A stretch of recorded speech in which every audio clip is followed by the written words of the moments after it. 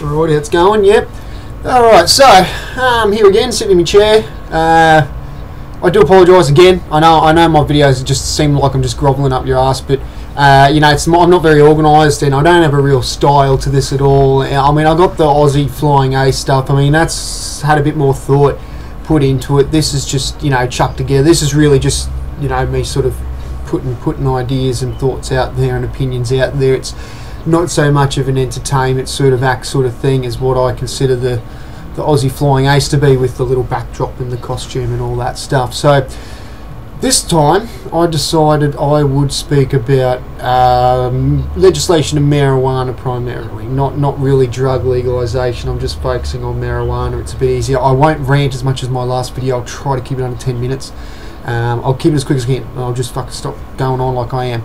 So we've got some issues we're going to have to deal with. Now, I've written just down dot forms. I don't like to do this as writing a speech. I watch other people's videos and, you know, they talk about topics and stuff, and that makes me want to talk about things. So that's why I'm talking this right now. I watched a video about this. I thought, no, I'll make a video myself. So, look, we got, I mean, it's a bit all over the place here, but public opinion, I guess, is what I'm talking about. Public opinion. There's a lot of fear. There's a lot of disinformation, things like that relating to this topic. You know, like what, it was only, what was it, 60s or something, there was the, no, I said 50s maybe, the devil weed or the devil smoke, you know, the 30-second card. I'll put a link in. I know which one it is. It's the old black and white thing, and they all smoke weed and turn into degenerates and deviants. You know, so people have this sort of fear ingrained in them about that. You know, which happens with a lot of things. It's, you know, sensationalist media and stuff like that. Feeding off emotional response, and fear is one of the most primary emotional responses humans have. So, you know, media feeds off that. I mean, you know, it's logical. You know, I mean, free market and supply and demand. You know, they're appealing to the demand. Unfortunately, there's the demand for it. So, what I wrote down here is I don't want to like politicise, you know, a current event or people that, you know, suffered in those current events. So, let's say you had any sort of situation involving a criminal act, like a serious criminal act, like, you know, mass murder or, you know, releasing some sort of nasty chemical weapon or something like that. So, you know, we're talking like real, you know, terrorist style stuff, you know, like saying, for example, you know, you could tie into that, go, oh, well, you know, the terrorists, they grow weed and sell it, or, you know, or, you know, it's all the criminals that do it, you know, and oh, they're always on it, and that's what makes them do that, you know, things like this.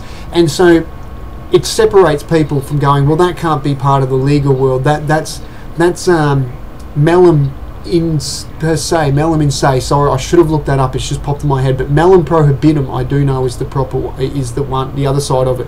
Melum prohibitum is something that's illegal just because it's illegal. It's not wrong. All right. So if you do it, you're breaking the law, but you're not doing something wrong. Whereas melum in se is the one where it's morally wrong, like we're talking something that's wrong, like, so, you know, sort of going in that side, not the melum prohibitum side, the other side. You know, this sort of gets tied into this stuff, like it's wrong, you know, it does all this sort of stuff, you know. So when, I mean, you know, I kind of want to sound like an always people, it's like, oh, alcohol's worse, it kills more people violent, assault rates, my violence rates, my crime rates, all of this stuff. Like, you know, alcohol is an integral part to agriculture and an agricultural culture, the agricultural revolution, civilization. There's even an argument that could be made that, you know, alcohol and the production of alcohol is synonymous, I think is the right word I'm looking for, synonymous with the building up of civilization. Keep in mind, a lot of this stuff I don't actually write down. I've just got like 6 sentences here, and a lot of stuff's popping in my head. So if you know, if I sound like a loony, then that's alright, whatever. I hope I'm making sense to some people here. So there's a whole issue there with, like, you know, the whole fear and all that stuff, and you know, people's opinion and public opinion being swayed on it, and stuff like that. And obviously, you know, like somewhat in, and this comes on my next point, which is about writing legislation and stuff like that. So obviously, you know, the people, the representatives in government, you know, they're there to appeal to the majority. So, you know, they want to ensure that they're going to get the majority vote. Now, you know, possibly taking controversial stance on something is very threatening. That's a very risky manoeuvre. It can pay off. It can also, you know, come back to bite you. So, you know, like with that, at the moment, it's not like there is an overwhelming majority. It's not like 75-80% of people are fine with it and want to have it recreationally or even medicinally. I mean, there's two different sides we can argue there, but I mean it's really similar in the same sort of. It's just acceptance by society of a product, basically, understanding it and things like that. So like it's. You're not going to find many politicians willing to stand up and go, well, I'm for, marijuana legalisation or recreational marijuana legalisation. Because someone's going to jump in and go, oh, you want people to have heroin, mate. You want people to have hard drugs. You want people to have all the drugs. And they can have as much as they want. And you want to turn people into drug addicts. And I mean, mind you, I'm probably just paraphrasing the Ron Paul video thing I watched from, the 80s when he was talking to a big group on a show about that. And I'm not going to put a link for that. If you want to see what I'm talking about, just go Ron Paul drug legalisation old or something, and it'll pop up. You'll see it. It's like a show and there's people there and all of that, and presenter and stuff. I think the presenter smokes, if that helps. But anyway, moving on. Okay, the other big thing with the political side of it, with politicians and that, is legislation. A large amount of legislation needs to be written, a huge amount of legislation. To ensure we don't have laundering issues through it. Laundering is going to be a big issue. We don't have any criminal involvement from, people. So, for example, we don't want to have, criminals that have created money, however illegally they have. I'm not saying that they've created like counterfeit money. I'm saying they've engaged in criminal endeavours and they've gotten money out of that. And using that capital to then invest in a legitimate business. I don't know if that's something that I necessarily think is right. I mean, look, under the whole, liberty and free market thing, I mean, it is given the opportunity maybe to turn over a new leaf and become a legitimate business. However, you don't want them to sort of start monopolising it or, it becoming a corrupt system and things like this. So, we have to make some really, really tight legislation with this. And I mean, even with the ones surrounding alcohol, they're changing. They're not perfect at all. There's always talk about raising the drinking age, lowering it, raising taxes to stop drinking, lowering taxes to encourage business, and lowering taxes will. There's all these things going on with it. It's dangerous and we should limit drinks and you shouldn't be able to buy this many drinks in this area because it's a high violence area. And you should only be able to have this many drinks in this place. I mean, I know this stuff isn't going to be all around the world, but it's in Australia. You go in the inner city, really in a city nightlife sort of area, and there's not necessarily restrictions about you can only have this many drinks and stuff. But it's not exactly like you can just do what you want and stuff. Like the police are there. There's monitoring.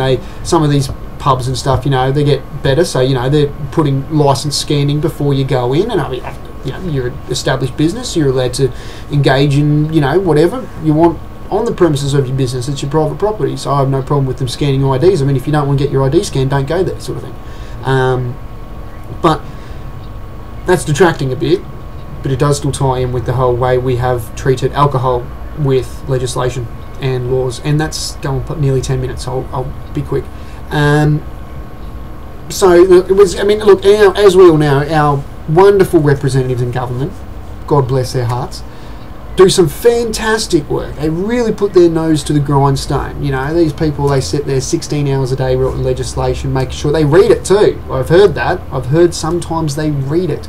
So, I mean, we're not talking about these politicians getting together to organise a pay rise. We're talking about them writing real legislation here. So, obviously that's going to take time. And and then also going with that, a lot of this is going to be based upon research. We're going to need numbers, we need statistics to say to people to go, blah, this is right because of this and this reason, and blah, blah, blah. So, there's all that.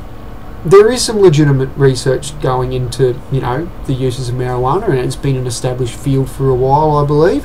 But there is a lot of pseudoscience messing up with it, like homeopathy and stuff like that. I don't subscribe to homeopathy, so if you're a pro-homeopathy person, if you think it'll cure cancer and AIDS and feed the world or whatever you believe, that stuff can do, then fine. I mean, you can go and hang out with the crystal crew, and you can get your magic water and your crystals and, I don't know, mix them together or something. What do you do?